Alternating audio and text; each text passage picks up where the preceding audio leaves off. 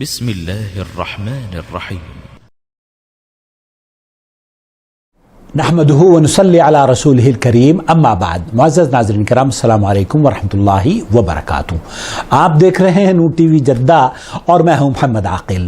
Voice message کے ذریعے سوالات پیش کیے جاتے ہیں. آپ بھی اگر اپنا سوال ہمیں بھیجنا چاہتے ہوں تو اس نمبر کو اسکرین پر ڈسپلے ہم ہر ویڈیو میں کر دیتے ہیں. براہ کرم اسے نوٹ فرما لیجئے. وائس میسیج کے ذریعے ہمیں اپنا شارٹ آڈیو کلپ بنا کر بھیجئے اور ہم سے جواب حاصل کر لیجئے. اگر آپ پرائرٹی بیسس پر اپنا سوال کا جواب حاصل کرنا چاہتے ہوں تو یہ جوائن ممبرشپ اختیار کر لیجئے اور ٹی وی ہمارا جو یوٹیوب چینل ہے اس کو سپورٹ کیجئے. اور ابھی تک اگر ہمارا چینل آپ نے سبسکرائب نہیں کیا ہے تو ہمارا چینل سبسکرائب کیجئے. انسٹاگرام اور یوٹیوب کے جو دوسرا چینل ہے اسے بھی آپ دیکھ لیجئے تاکہ ہم خطبات حرم جو آپ کی خدمت میں ہر ہفتے پیش کرتے ہیں وہ بھی آپ دیکھتے اور سنتے رہیں. آج کا سوال آیا ہے اسپین سے. اعوذ باللہ من الشیطان الرجیم، بسم اللہ الرحمن الرحیم. عاقل بھائی السلام علیکم. وعلیکم السلام ورحمۃ اللہ. آج سے تقریباً 60 سال پہلے ہمارے گاؤں میں ایک آدمی نے مسجد کے لیے زمین وقف کروائی تھی. 60 سال اس کے بعد وہ جب فوت ہو گیا اسی کا بیٹا، تو اسی نے اسی زمین پر مسجد تعمیر کروائی. لیکن جس آدمی نے مسجد تعمیر کروائی وہ ہیروئن اور پاؤڈر یعنی اسٹارس وغیرہ کا اسمگلر ہے، باہر ملکوں میں بیچتا ہے. تو اسی پیسوں سے اس نے مسجد تعمیر کروائی اور اسی جس نے زمین وقف کروائی تھی اسی کا بیٹا اور اسی کا بھائی اسی میں مسجد امام ہے. اچھا. دوسرے محلے کے لوگ جس میں نماز پڑھتے ہیں، گاؤں کے لوگ بھی، تو ہمارے گھر کے قریب ہے، ہم بھی اس میں نماز پڑھتے ہیں. تو کیا ہماری یعنی کافی ٹائم سے مسجد تعمیر ہوئی، تو کیا ہماری نماز ہو جاتی ہے اس مسجد میں؟ تو ہم اس مسجد میں نماز پڑھتے ہیں تو رہنمائی فرمائیں کہ اس مسجد میں نماز پڑھنا جائز ہے یا نہیں، اور جتنی نمازیں ہم نے پڑھی ہیں صحیح بات ہے تو اس کا کیا ہوگا. اور یہ آدمی جو ہے جو اسمگلر ہے تو یہ بھی قرآن سے واقف ہے، قرآن کا ترجمہ سب کچھ جانتا ہے، اور وہ کہتا ہے کہ میں جو اسمگلنگ کرتا ہوں، پاؤڈر وغیرہ بیچتا ہوں، تو باہر ملکوں کو یعنی انگریز ملکوں کو جو غیر مذہب لوگ ہیں ان کے لیے یعنی یہ میرا ایک جہاد ہے، میں ان کے لیے بیچتا ہوں. تو مسلمان ملکوں میں بھی بیچتا ہے نہیں، لیکن وہ کہتا ہے کہ میں جو عربوں میں اس میں بیچتا ہوں غیر یعنی یورپ وغیرہ میں. لا حول ولا قوت الا باللہ. دیکھیے سوال کے کئی شق ہیں جن پر میں آپ کی خدمت میں کچھ عرض کر دینا چاہتا ہوں. ایک تو یہ کہ بنیادی طور پر میرے محترم میرے عزیز، یہ جو تجارت ہے، چاہے وہ شراب کی تجارت ہو، چاہے وہ نشے کی ان دوسری اشیاء کی تجارت ہو، تمباکو کی تجارت ہو، یہ حرام ہے. اور وہ آپ اپنوں کو دیں یا غیروں کو دیں. ایسا نہیں ہے کہ صرف مسلمانوں کو تو آپ یہ سمجھیں کہ اگر اس نشے آور اشیاء کی تجارت مسلمانوں کے ساتھ کروں گا تو میں حرام ہے. نہیں، ایسا نہیں ہے.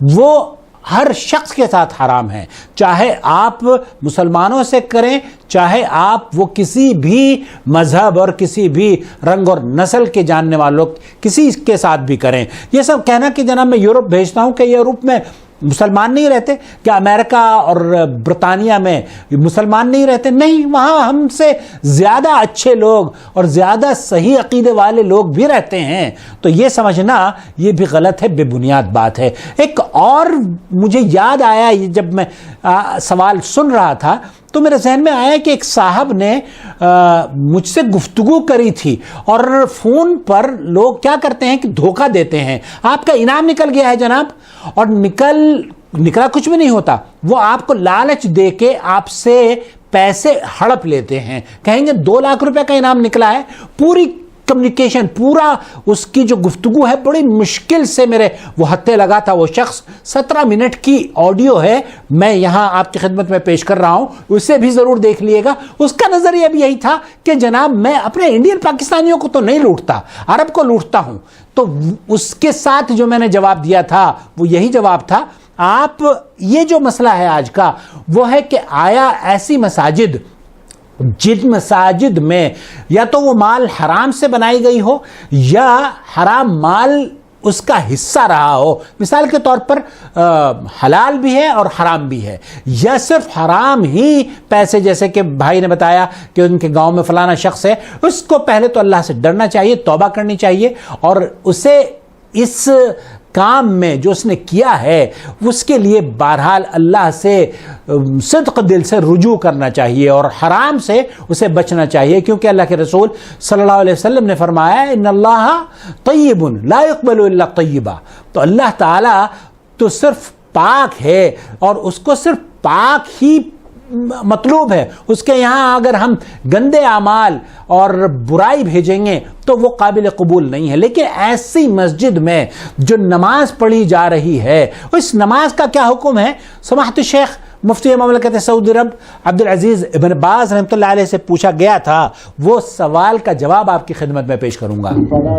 مسجد بناه رجل بمال اکثره من الحرام. صلاتن, اس مسجد کے بارے میں پوچھا جا رہا ہے, نماز کا حکم جس کو حرام مال سے تعمیر کیا گیا ہے. هل يشمله حكم الصلاة في الأرض المغصوبة؟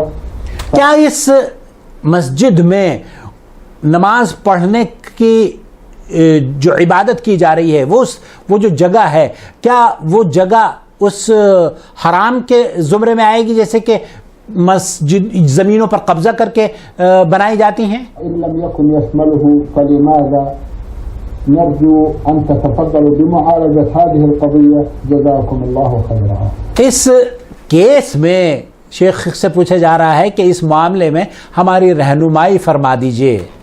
بسم الله الرحمن الرحيم. الحمد لله وصلى الله وسلم على رسول الله وعلى آله وأصحابه من اهتدى بهداه. أما بعد, درود و سلام کے بعد سماحت شیخ عبدالعزیز بن باز فرما رہے ہیں اما بعد, فيما تأتي بفتنة بمال الحرام أو بمال فيه حرام لا بأس بالصلاة فيها. لا بأس بالصلاة فيها, وہ مساجد جن کو حرام مال سے بنایا جاتا ہے یا کچھ حلال اور حرام دونوں مالوں سے بنایا جاتا ہے, ان مساجد میں نماز کرنے میں کوئی قباحت نہیں ہے. لا بأس فيها, اس زمین کا حکم وہ نہیں ہوگا کہ اس پر قبضہ کر کے بنایا گیا ہے.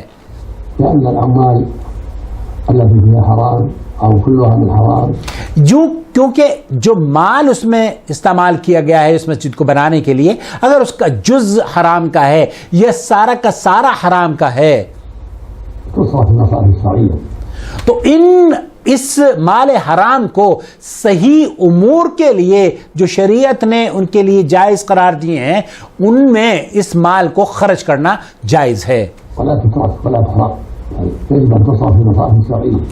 یہ جو مال انہوں نے کمایا ہے حرام کمائی سے, اسے پانی میں نہیں بہایا جائے گا, آگ میں نہیں برباد کیا جائے گا, بلکہ اسے صحیح طور پر استعمال کیا جائے گا.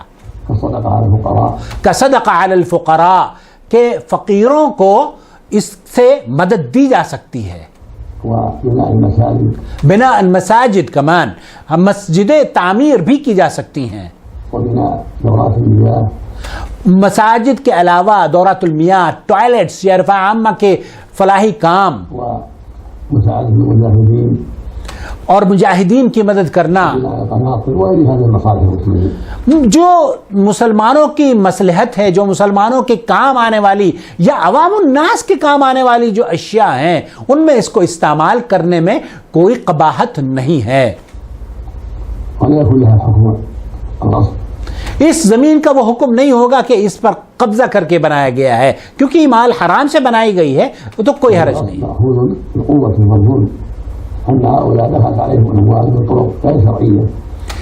اما ہؤلاء, یہ لوگ جن لوگوں نے حرام پیسے کما کر غیر شرعی طریقے کے استعمال سے یہ مالا مال ہوئے ہیں، ان کے اوپر واجب یہ ہے کہ انہیں شرعی امور کو مد نظر رکھتے ہوئے ہی اس مال کو خرچ بھی کرنا چاہیے. حالانکہ یہ حرام ہے لیکن اس کے باوجود اس حرام مال کو ضائع کرنا مقصد نہیں ہے، بلکہ اس حرام مال کا صحیح طور پر استعمال کرنا مقصد ہے. والمال الذي صرف في هذه الجهات الشرعية يكون قد سلم صاحبه من آيات مع التوبة إلى الله سبحانه وتعالى ويكون نفع به المسلمين بدلا من إتلافه وإحراقه. شیخ فرما رہے ہیں کہ بدلا من اتلافه واحراقه، اس مال کو برباد کرنے سے، پانی میں بہانے سے یا آگ لگانے سے بہتر یہ ہے کہ مسلمانوں کے ان امور میں ان کی مدد کی جائے جہاں کی انہیں ضرورت ہو. فقیر کو، مسکین کو صدقہ اور خیرات کرا دی جائے، ایسے مال سے بیماروں کا علاج کرا دیا جائے، ایسے مال سے جو بچیاں گھروں میں بیٹھی ہوئی ہیں ان کی شادیاں کرا دی جائے، ایسے مال سے جو فقیر اور محتاج ہیں ان کے گھر بنوا دیے جائیں، ان کو آسانیاں فراہم کرا دی جائے. یہ جائز ہے. اور وہ مسجد جیسے کہ شیخ نے فرمایا جو کہ حرام مال سے بنی ہو، اس میں بعض اہل علم نے اس کی نفی کی ہے، لیکن سماحت شیخ عبدالعزیز بن باز مفتی مملکت سعودی عرب کا فتویٰ جو مجھے بہت مناسب لگا وہ یہ کہ اس مال کو ضائع نہیں کرنا چاہیے. جو مال آپ نے سود کے ذریعے بینک ہمیں دیتا ہے اسے ضائع نہ کریں، اسے لے لیں، لیکن اس کا صحیح طور پر استعمال بے حد ضروری ہے. اور صحیح طور پر اس کا استعمال کا مطلب یہ ہے کہ اگر آپ وہ مال حرام ضائع کر دیں گے تو آپ کے نہ کسی کے ہاتھ لگے گا، بلکہ اگر آپ اسے استعمال کریں گے ان شرعی امور کو وجود میں لانے کے لیے تو شیخ عبدالعزیز بن باز نے فرمایا کہ یہ جائز ہے. اور آپ کی نمازیں بائی دا وے آپ کی نمازیں درست ہیں. اللہ رب العالمین سے دعا ہے کہ اللہ تعالیٰ ان صاحب کو حرام مال سے یا حرام تجارت سے چھٹکارا دلا دے، اور اللہ رب العالمین ہمیں ہماری تجارت کو بھی نفع بخش بنا دے، اور اللہ رب العالمین اس دنیا میں امن اور سلامتی ایک بار پھر لوٹا دے. اللہم آمین یا رب العالمین.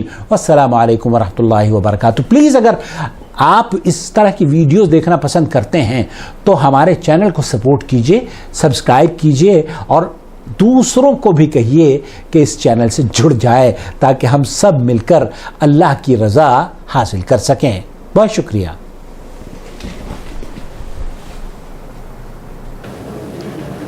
ان الذين قالوا ربنا الله ثم استقاموا تتنزل عليهم الملائكة